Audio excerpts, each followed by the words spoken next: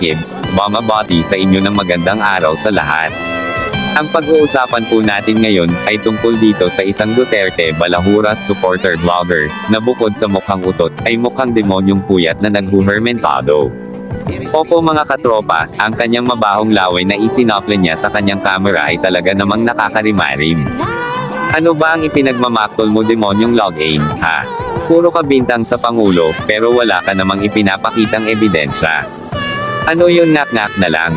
Ang pambababoy mo sa Pangulo ay talaga namang nakakapanginig ng laman. Oo, Angus ka. Walang kakwenta-kwenta ang mga pinaggagawa mo. Sana, ay nagsalsal ka na lang maghapon at magdamag, may pakinabang ka pa. Puntahan natin ang pinagtatanggol mong mga Duterte. Si Inday Sara tinatanong lang kung papaano niya ginastos ang kanyang confidential fund pero ano ang sinagot niya.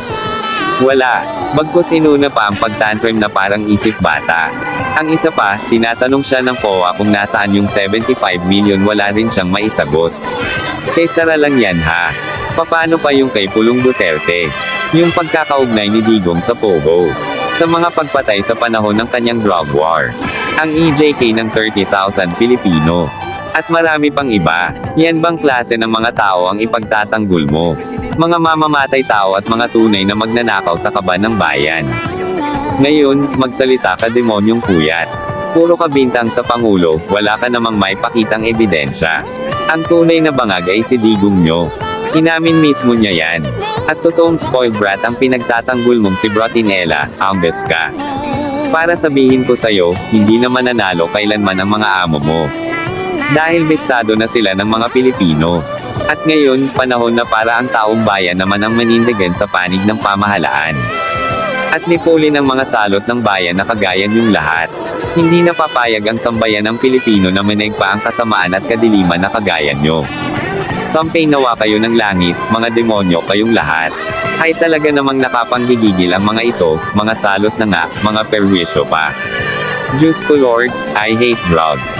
Sana, makaabot sa iyo ang mensaheng ito, para naman matauhan kami ni Akis ka. O kaya naman, may magsabi sa iyo na binolyak ka ni Mang Kibbs. Ewan ko lang kung hindi ka matauhan.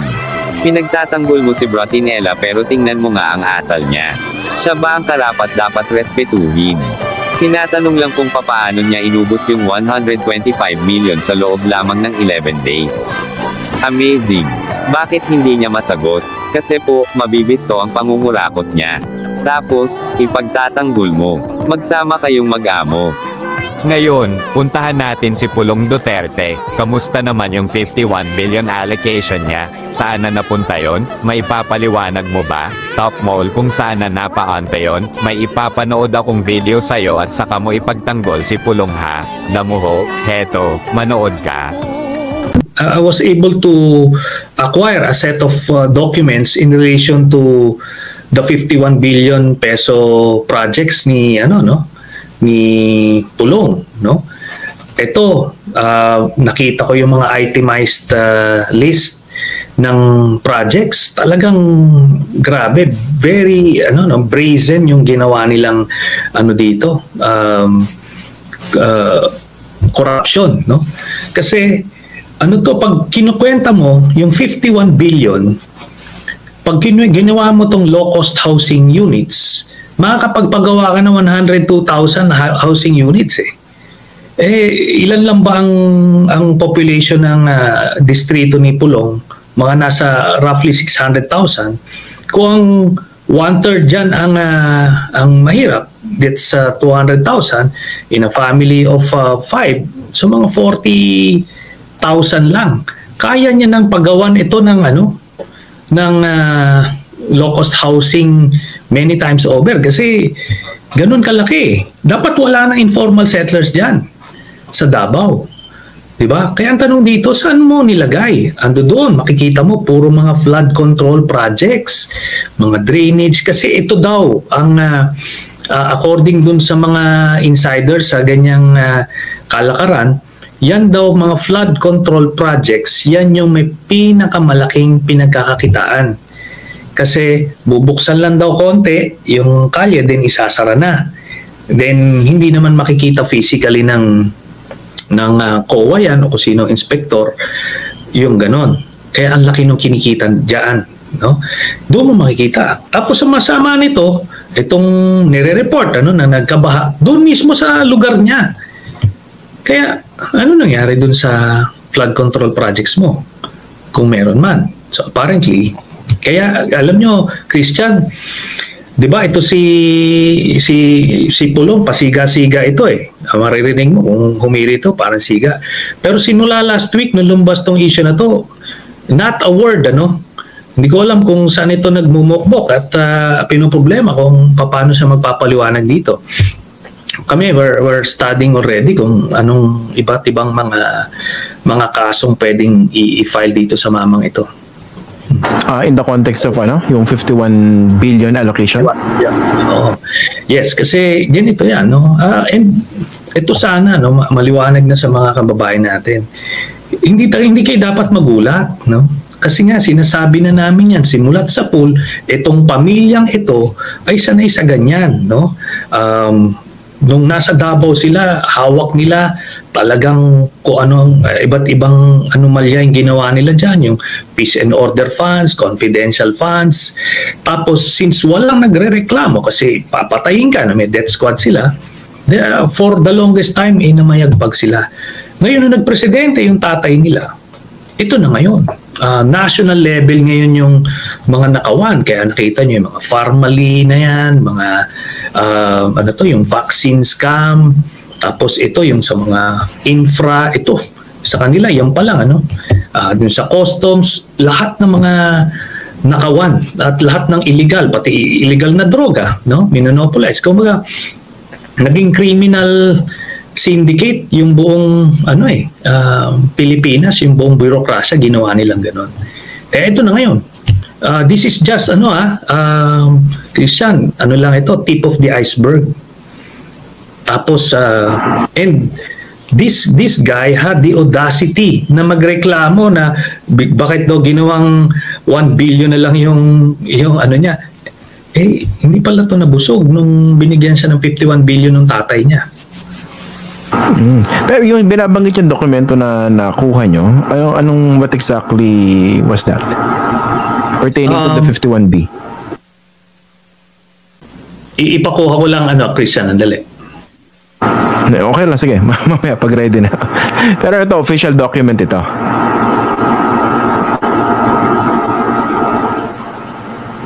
Official document po ba ito? Yes, from, yes. DPWH?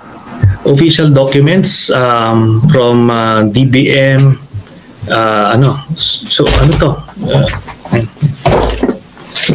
Kasi ang nabanggit ni House Appropriations Committee Chairman Zaldico, kukuha rin daw siya ng mga dokumento.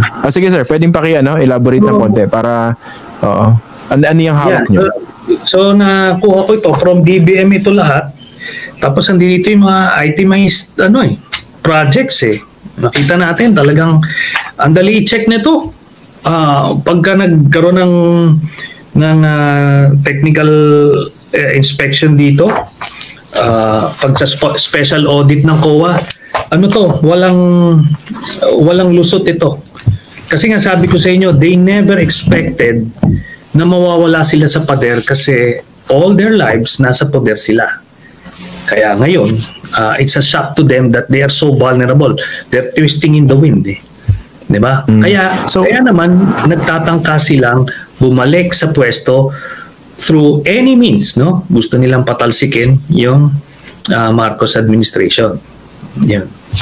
Okay, sige. Yun, napag-usapan natin dati yan yung destabilization. Yes. So yung sinasabi nyo, dito sa itemized list na nakuha nyo from the DBM, madali siyang i-double check. For instance, flood control project, pwede namang i-inspect kung talaga nangyari. Ganun po ba yan? Yes, yun. Tapos yung kung may mga farm to market road man dito, tapos kung may multi-purpose building, check kung overpriced man ito. Kaya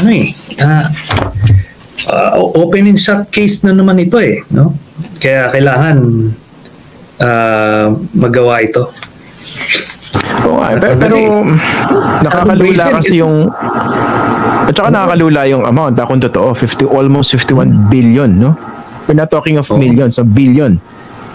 Yes, and yung mga congressman kausap natin, talagang historically, no, allocation to, no, pagka umabot ka ng 3 billion, talagang ano ka na, sacred cow ka na, malapit ka na sa kusina niyan. Pero unheard of itong 51 billion, kaya talagang nagulantang maraming mga congressman, pati sa Senado, no, nakita nila kung gaano ka special itong distrito ni Mr. Pulong Duterte. And to top it all, tatay niya yung presidente, no.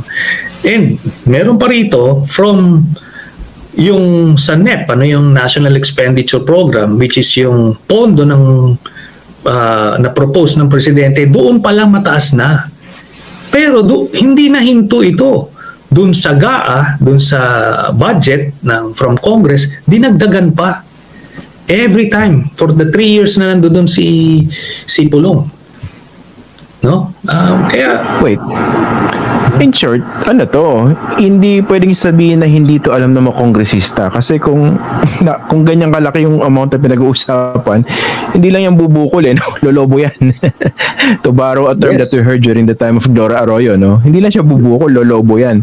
Sabi alam ng mga kongresista yan, pati ng mga senador. Pero, bakit wala nang ahas sa magsalita ng mga panahon na yan?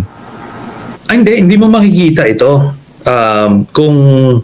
Kung cursory lang, kasi normally yung insertion papasok yan sa BICAM na, mabilis ang pangyari niya, mga amendments niya, no? Lipat-lipat yung bawas dito, dagdag dito. Pero doon pa lang sa pagka nasama yan, nalagay yan sa lump sum, hindi mo rin makikita yan. More often than not, the individual legislator, kunyari congressman ka sa isang probinsya, ang tututukan mo yung project na mapupunta sa iyo. Hindi ka normally manghihimasok sa iba eh. 'Di ba? Kasi you are the representative of the people of that district. So dapat ilalaban mo yung magkaroon ka ng proyekto para doon na ikabubuti ng inyong distrito. So yon normally. Sa Senate naman, sa sobrang lawak ng budget kasi, may ibang focus eh. Hindi naman tinututukan yung kung magkano nakuha ni congressman ganito. Hindi. Kasi ang lawak niyan eh. It's a voluminous document eh. Kaya they could be forgiven for that. But for sure, alam niya nung chairman ng appropriations nung panahon na yon. Di ba? At saka yan eh. Diba? Sa pagkakaalam ko naman sa kalakaran din yan sa House, nagkukumparahan din naman yung mga kongresista, di ba? Magkano ba nakuha mong allocation? Siyempre, ayaw nilang gamitin yung term na pork barrel. Di ba? Yung sinabi nyo nga, yung pinakamalapit sa kusina. Nagko-compare notes din yan, di ba? Tapos, eto mismong si Congressman Pulong naman ang umamin, di ba? Dahil nagreklamo siya, naglabas siya ng statement. I think ito yung pinakahuling nadinig natin sa kanya. Naiwan lang daw na allocation sa kanyang distrito, 500 million. Doon pa lang, nalula na rin ako, no? 500 million na pala yung pinakamaliit ngayon. Kasi nung panahon po ng pork barrel, hindi pa siya illegal, ang allocation per senator, nung unang panahon, 200M, di ba? Tapos per house member, 70M. Nagugulat ako, 500M, yun pa pala yung pinakamaliit. I mean, what do you think of that? Yeah. And ito ngayon nga, 51 billion. Pero yung sinasabi mong nagkukumparahan, sila yung mga magkakaibigan siguro. Pero, the fact na ngayon lang ito pumutok, wala akong kakilalang congressman o senator na may alam dito. Kaya talagang,